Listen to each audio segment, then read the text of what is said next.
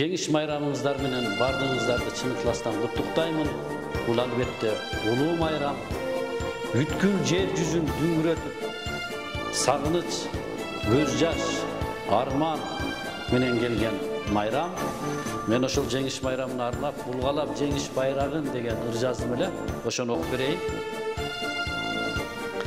Жаңырат күндөн айдан да, ысмыңар өчпөй аталар, кан күйгөн ошол майданда калышкан кайран аталар. Смирнов деген командир буйрукту берди бекемдеп, өтөрбүз суудан аман бир, өлөрбүз балким мекендеп.